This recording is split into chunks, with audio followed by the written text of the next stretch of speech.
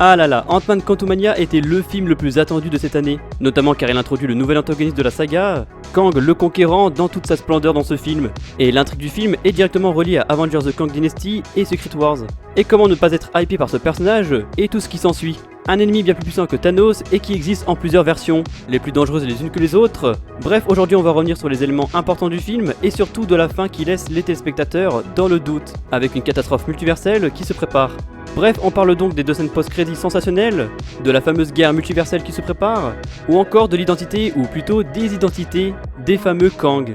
Bref, installez-vous bien, mettez un casque ou des écouteurs, le héros super player est là pour tout vous expliquer. Bon visionnage.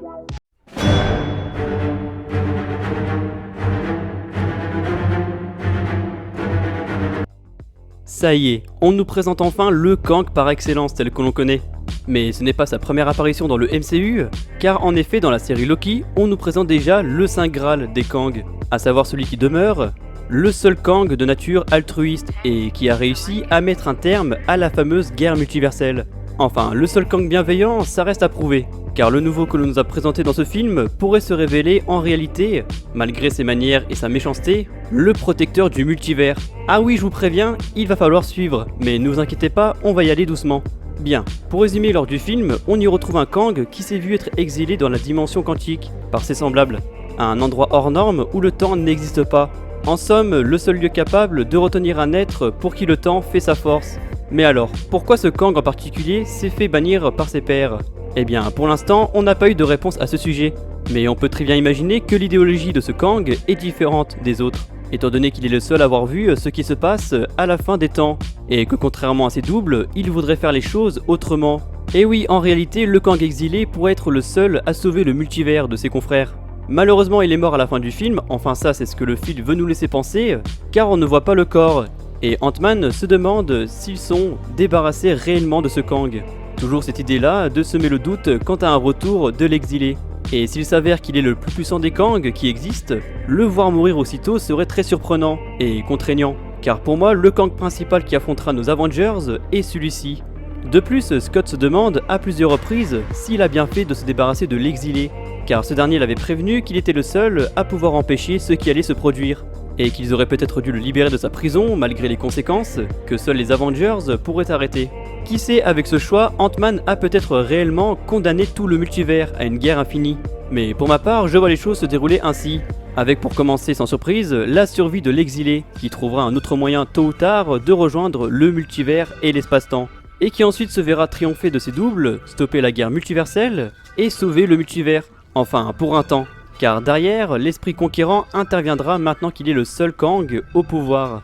Et c'est là que viendra Avengers 5 et 6, où nos héros affronteront le plus terrifiant des Kang, dans une bataille pour sauver le multivers. Ah là là, je sais pas ce que vous en pensez, mais personnellement je crois en mon hypothèse. Dites-moi d'ailleurs quelle est la vôtre en commentaire, je me fais un réel plaisir à vous lire. Bien, maintenant il est grand temps d'évoquer les scènes post-crédit, qui sont au nombre de 2. On commence avec la première qui est la scène post-crédit la plus importante et la plus excitante de cette saga. En effet, on y retrouve le Conseil des Kang qui, comme son nom l'indique, réunit absolument toutes les versions de Kang. Un conseil mené par un Kang assez sage et ancien, Immortus de son nom, qui dans les comics se procure Seigneur, et c'est bien le rôle qu'il semble tenir au sein du conseil. Ses facultés sont la manipulation et le combat à distance, bref, un art de combat et des méthodes à l'image de son expérience et sa notoriété.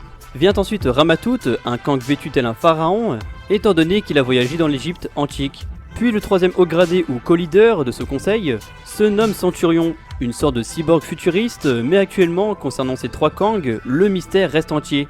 Par contre, je peux vous en dire plus sur ce fameux Conseil des Kang. Sans grande surprise, il a été créé dans le but de prendre les décisions entre tous les Kang, pour garder un minimum de contrôle sur les actes cosmiques de chacun, et pour partager leur technologie et culture. Bref, en somme, se partager et s'entraider à la conquête du multivers. Malheureusement, comme celui qui demeure l'explique dans la série Loki, ils ont beau avoir la même identité, ce n'est pas pour autant que certains, voire tous, partagent la même idéologie, et refusent de partager le multivers, ce qui causera la guerre multiverselle, qui au passage aurait pu coûter l'existence à notre multivers tel qu'on le connaît. Mais grâce à un Kang beaucoup plus altruiste et raisonnable, il décide de séparer tous les univers, couper tous les nexus et les incursions engendrées par les Kang, afin de rétablir la paix et l'ordre, rendant les interactions entre les différentes réalités impossibles.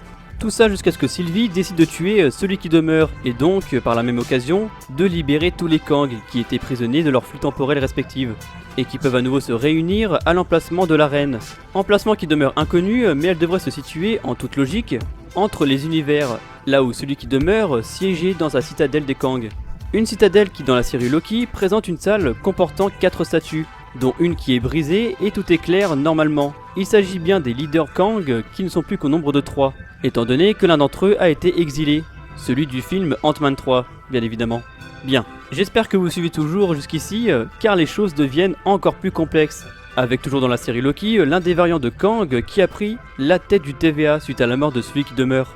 Alors est-ce que c'est un autre univers dans lequel Loki est tombé? Un univers où c'est Kang qui est le dirigeant de la fameuse TVA? Ou est-ce que suite à la mort de celui qui demeure, c'est comme si tout ça n'était jamais arrivé? D'où l'amnésie de Mobius et les autres. Bref, on étudiera ça pour une prochaine vidéo car c'est toujours très complexe, les histoires de temps et timeline. Donc comme je l'ai dit, on va y aller morceau par morceau au fil des vidéos.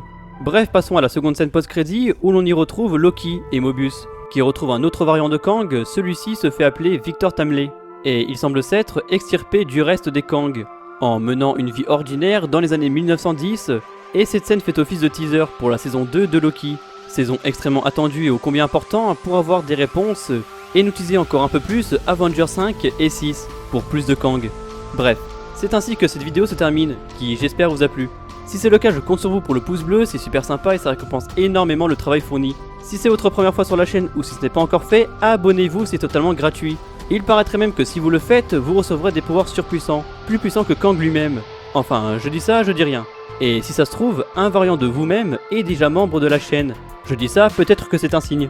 Bref, n'oubliez pas de me dire comment vous voyez les choses concernant Kang, ou plutôt les Kang, se dérouler, et si pour vous on reverra l'exilé, ou plutôt d'autres nouveaux Kang au fur et à mesure de la saga. Bref, bien évidemment l'espace commentaire est là pour me dire ce que vous avez pensé de ce film et de la vidéo, mais aussi pour partager votre propre avis, théories, remarques, idées, ou pour tout simplement débattre autour d'un sujet. Bref, une agréable journée ou soirée. Quant à moi, je vous dis à bientôt pour de nouvelles vidéos. C'était Super Player, le nouveau héros de Marvel. Portez-vous bien, prenez soin de vous. Ciao tout le monde.